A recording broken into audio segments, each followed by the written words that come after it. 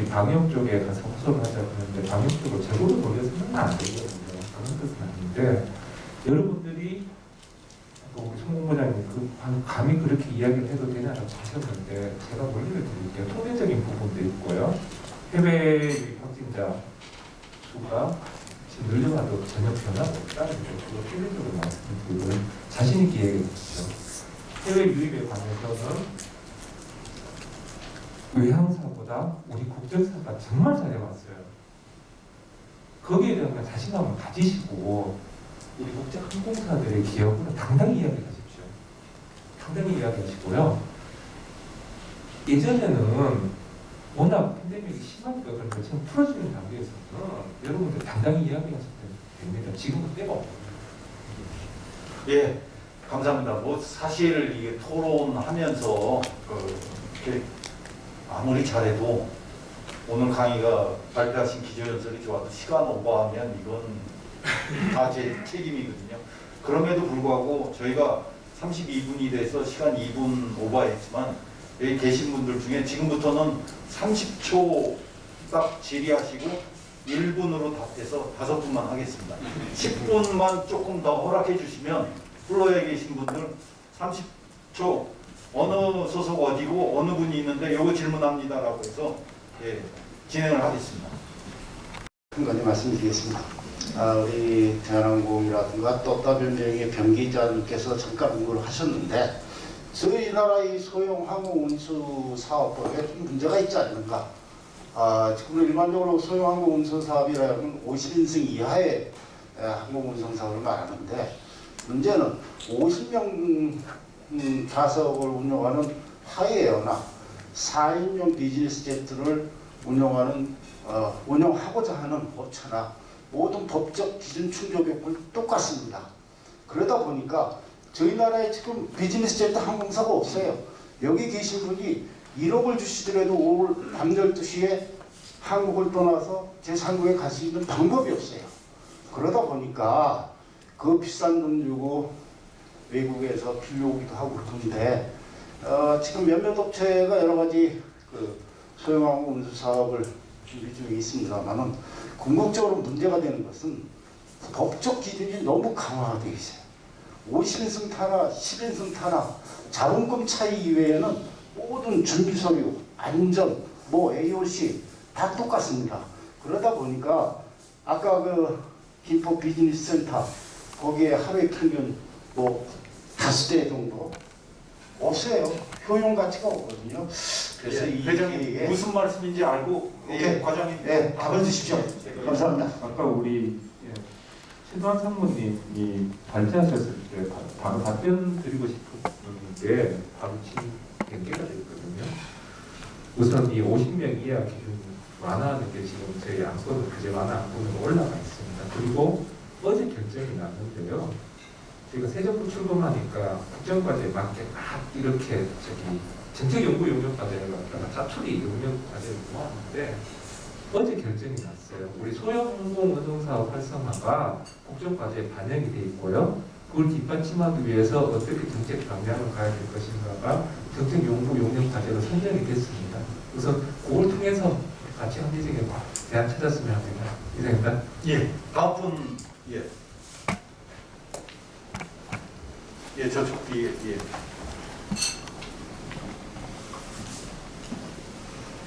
네, 안녕하십니까. AMP 3기 월간항공 발행인 노상래입니다. 오늘 1회 발전 포럼임에도 불구하고 정말 너무 잘 차려진 뷔페처럼 너무 내용도 좋고 질문 드릴 게 많은데 시간 관계상 두 분께 질문을 드리고자 합니다. 먼저 대한항공 최도환 상무님께 질문 드리고 싶은데요.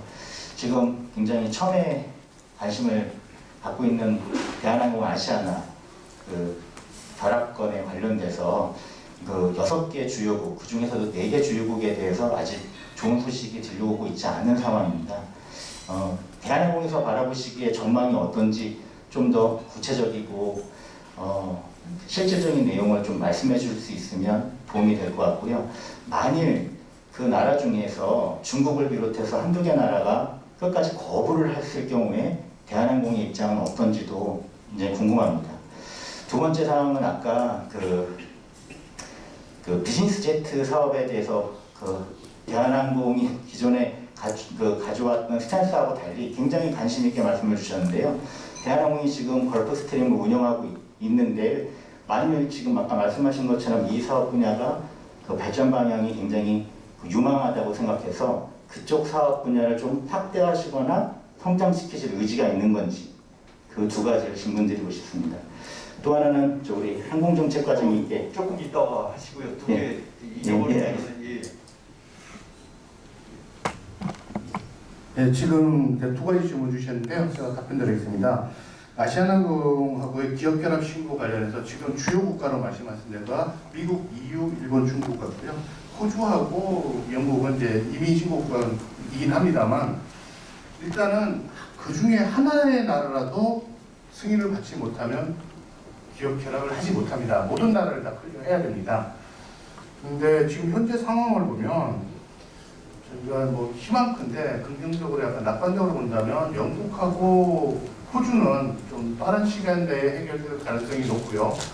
지금 이제 일본하고 중국은 사실은 큰 이슈는 없는 것 같은데 이제 시간이 끌려가는 걸로 보이고 뭐 중국 쪽에는 무리한 요구한다는 게 물론 신문에는 났지만 뭐 법에 근거한 경제적인 분석에 근거한 것 같지는 않아요. 그래서 그런 거는 이제 해결될 걸로 보고요. 가장 어려운 거는 사실은 미국하고 EU입니다. 아까 이제 실장님 말씀하신 내용 그대로인데 이 두 개 나라에서는 경쟁당국에서는 기본적으로 아시아나를 대체할 만한 경쟁할 수 있는 플레이어를 데리고 오려는 겁니다. 그래서 저희가 이제 뭐 찾고 있고 여러 가지 이제 준비 중입니다. 근데 그것이 되면은 빠르면 올 가을 뭐 거의 최대 희망이고요. 저희가 뭐 늦어도 내년 1분기까지는 완료할 수 있지 않겠나 이런 희망을 가지고 있고 저 회사가 뭐 국토부도 굉장히 많이 도와주십니다. 뭐 챙기고 같이 주도하시고 계시고 뭐 산업은행이라든가 뭐 정부기관에서 굉장히 많이 도와주기 때문에 잘 될 걸로 저희는 기대를 하고 있고요. 그 다음에 비즈니스 젯 관련해서 뭐 저희가 관심이 있습니다. 지금 현재 저희가 비즈니스 젯 용도로 비행기가 BBJ라는 737 항공기 모델도 한 대가 있고 그 다음에 글로벌 익스프레스가 있고요. 그 다음에 G650이라는 비행기가 있습니다. bombardier 비행기. 이런 비행기가 3대가 있는데 1억 내시면 오늘 밤에 제가 어떻게 추천해 보겠습니다. 그러니까 저희 비행기는 있고요. 사실은 지금 그 비행기가 가동이 굉장히 많이 돼야 되는데 어쩌다 한번 하니까 원가가 굉장히 높아서 비싸거든요. 이게 보편화되면은 운임도 많이 다운되고 활성화될 수 있는 여지는 충분히 있다고 보고 저희가 그걸 활성화하는 방법을 지금 모색 중에 있습니다. 이 정도로 말씀드리겠습니다. 알겠습니다. 지금 마지막으로 예, 여러분 저 발표 내용 잘 들었었는데요. 한국대학의 홍순길 교수입니다. 조금 전에 대한항공의 최상무님께서 발표한 내용 중에 러시아하고 영국 통과를 못함에 따라서 4시간 이상의 비행시간이 걸리고 그 비용이 아주 막대하다는 얘기를 듣고 나서 아유 이게 보통 심각한 문제가 아니구나.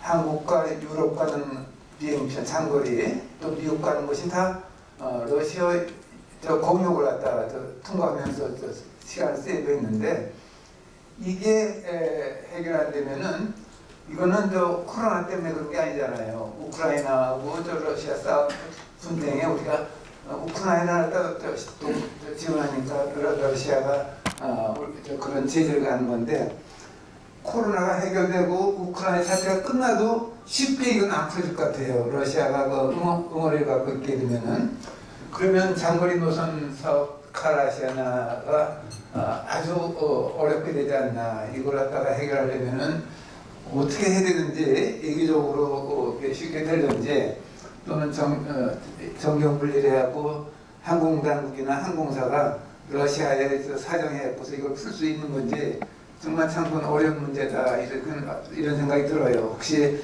우리 항공정책과장님이나 또 여러분들이 생각이 있으면 알겠습니다. 여기 정책과장께서 말씀을 많이 하셨기 때문에 제가 변종국 기자님 가장 객관적으로 잘 보실 것 같은데 한번 말씀해 주시죠. 이거를 제가 제일 답을 못하는 이슈 같은데 너무 외교적인 거라서 이건 뭐 제가 할 수도 없을 것 같고 약간 이제 뭐 모르겠습니다. 뭐 보호무역주의 뭐 일환일 수도 있는 걸로 이제 뭐 도화선이 뭐 연결되면 이게 참 그 교통량 뭐 수송역에서도 좀 문제가 될 것 같기도 한데 뭐 제가 뭐 해결 방안을 네, 말씀드리기는 좀 어려울 것 같고 언론에서도 사실 이거는 되게 뭐 관심 있게 지켜보는 이슈기도 합니다. 사실 이거는 그 대한항공이 최근에 그 1,200억 과징 러시아로부터 맞은 거를 지금 이제 풀어가야 되는 숙제도 있는데 괜히 또 러시아에 밑보여서 그게 또 합리적이지 않은 또 결과가 나오는 거 아니냐라는 이런 우려가 또 있을 만큼 러시아 문제는 좀 첨예한 것 같은데 그래서 우리 한국정책실이 더 힘을 가져야겠다. 좌장으로서 이 부분은 기자분께서 저렇게 말씀하실 정도면 정책과장도 얘기해서는 안 될 부분으로 생각합니다. 그래서 오늘 그 시간도 많이 지났습니다. 그래서 제가 처음에 소개를 다 못 드렸거든요. 그래서 패널들 중에 제 옆에 계신 박진서 본부장님 고생하셨다고 박수 한번 부탁드리겠습니다. 그다음에 어려운 중에 또 인천공항 위에서 발전 위해서 노고가 많으신 김범호 본부장님께 격려 박수 드리겠습니다. 오늘 그 제일 질문 많고 답변하셨던 최두환 대한항공 상무님께 박수. 제주항공 참 어려운 상황에서도 저비용항공사의 선두에서 잘 움직이고 있고 본부장님께서 송경훈 본부장님께서 애를 쓰고 계십니다. 격려 차원에서 송 본부장께 박수로. 뭐니 해도 공무원이 제일 어려운 것 같습니다. 제 옆에 계신 우리 김홍락 과장님께서 더 우리를 위해서 오늘 뭐 좋은 말씀 많이 해주셨거든요. 오픈마인드로 말씀해 주셨는데 더 우리나라의 항공 발전을 위해서 노력해 주실 것을 기대하면서 박수로 큰 박수로 마치겠습니다. 지금까지 장시간 참여해 주셔서 감사드리고 2회 때는 더 알찬 토론이 될 수 있도록 하겠습니다. 감사합니다. 네, 너무 고생하셨고요. 제가 보니까 우리 변종국 기장님이 제가 성함을 잘못 기재를 하는 바람에 죄송한데 우리 변 기자님께 여러분 다시 큰 박수 부탁드리고요. 마지막으로 우리 최현철 교수님 우리 다장으로서 이렇게 잘 이끌어 주셨는데 최현철 교수님께 다시 한번 큰 박수 부탁드리겠습니다. 오늘 수고하셨습니다. 감사합니다. 여러분들 이제 마지막 패널 토론까지 마쳤고요. 이제 식사하는 시간입니다. 그래서 저희가 그 앞에 있는 과자 손님한테 우선 또 안 됩니다. 그래서 저가로 하는 프로모션 우리만 80만 원대도 있고 관광객들하고 그룹 수요대에서 같이 저가로 하는 이렇게 내려갈 거고요. 이 비행기 타신 모든 이코노미 클래스의 승객분들의 운임을 다 더해서 승객수로 나눈 평균 운임이 있을 거 아닙니까? 그것이 코로나가 오기 전 상황보다 나중에 통합한 이후에 소비자 물가 지수만큼만 곱해서 그 이내로 하기로 약속을 했고요. 그걸 위반하면 아마 페널티를 받을 겁니다. 그렇게 해서 조건부로 승인을 받았고 저희가 공정거래위원회 승인 받기 전에 저희 이제 PMI 계획이랑 통합 계획을 할 때 국토부에 승인 받을 때도 물론 노선주는 그보다 작았습니다. 그렇지만 주요 메이저 노선에서는 우리가 운임을 안 올리겠다. 소비자는 물가 이상, 원가 이상은 안 올리겠다고 저희가 약속을 했고요. 그럼 국토부에 약속한 걸 어기고 버틸 수 있겠습니까? 공정거래위원회 조건을 받았기 때문에 운임은 적어도 통합된 그런 노선에 대해서는 운임은 걱정을 안 하셔도 됩니다. 회장님, 사장님도 약속, 저도 약속드리겠습니다. 알겠습니다. 감사합니다. 이번에 이제 제주항공 송경훈 본부장께 주겠습니다. 소비자 쭉 말씀하셨는데 사실은 소비자들이 LCC하고 아무래도 지금 말씀하신 LA도 말씀하시고 그런데 당분간은 그냥 못 갈 것 같아요. 근데 제주항공은 LCC이기 때문에 소비자하고 접촉점이 더 클 것 같습니다. 관련돼서 소비자들하고 접촉점을 확대시키면서 우리 코로나 이후에 대응 방안에 대해서 잠깐 말씀해 주시면 감사합니다. 제가 먼저 김홍락 과장님도 그러셨고 변종국 기자님께서도 어떤 뭐 여론과 관련된 우리 어려워서 못 살겠다 좀 도와달라는 직접 가서 호소하고 또 뭐 여론을 한번 만들어보는 그런 노력들이 좀 부족하지 않았나라는 지적도 하셨는데 사실 저희들은 참 그걸 하는 과정에도 굉장히 눈치를 많이 봤거든요. 물론 저희들이 어렵기는 하지만 저희들이 살기 위해서는 어떤 뭐 비행기가 외국으로 나가야 되고 물론 뭐 나가면 현지에서 어떤 여러 가지 제한 조건이 있기는 있었지만 이 시국에 어떻게 뭐 해외 여행을 할 수 있게끔 좀 여건을 만들어 달라고 얘기를 해야 하나 그런 게 스스로 이제 통제가 다 돼버리는 거예요. 물론 그 전에 어떤 정책적인 지원과 관련해 가지고 뭐 변 기자님께서 지적하셨던 부분은 그런 부분일 겁니다만 그러지 못했던 부분들에 대해서는 뭐 향후에 우리 항공협회든 어떤 그런 부분도 통해 가지고 한번 공동의 목소리를 내고 이 달성을 할 수 있는 그런 방법들을 찾아보겠습니다. 소비자 우리 LCC가 2005년 제주항공이 설립되고 2006년부터 취항을 하면서 우리 이제 항공 여행이 대중화됐다라는 그런 얘기들을 굉장히 많이 하잖아요. 과거에 제주항공이 없고 뭐 티웨이, 뭐 진에어 이런 회사가 없었을 때 뭐 대한항공 아시아나를 탈 때는 굉장히 어떤 높은 수준의 어떤 서비스를 기대하고 비행기에 타면은 신문을 펼쳐가지고 고상하게 앉아 있어야 될 것 같은 어떤 그런 느낌이었는데 저희 제주항공, 뭐 진에어, 에어부산 이런 회사들이 들어오면서 아주 그냥 가볍게 요즘 제주도 가는 거 보면 정말 진짜 우리나라 사람들한테 여행이라는 거는 이젠 없어서는 안 된 정말 중요한 그냥 일상이 되어버렸구나 라는 생각을 하게 되는데 어떤 그런 배경에는 뭐 제주항공, 진에어, 에어부산, 티웨이 항공 같은 저비용 항공사들의 출연이 아주 많은 기여를 하지 않았나 그렇게 생각을 하고 어떤 그런 이제 축적된 어떤 그런 경험들이 이제 좀 나아지는 환경과 더불어 가지고 이제 외국으로 나갈 수 있는 기회들도 많이 생기고 할 텐데 이게 아까 뭐 교수님께서 말씀하신 것처럼 저희들은 어쨌든 뭐 소비자들하고 늘상 접촉을 해야 되고 이렇게 하다 보니까 이게 뭐 운임 얘기도 하시고는 했는데 일단 기본적으로 현재는 어떤 뭐 공급이 제한되어 있는 어떤 그런 상황에서 발생하는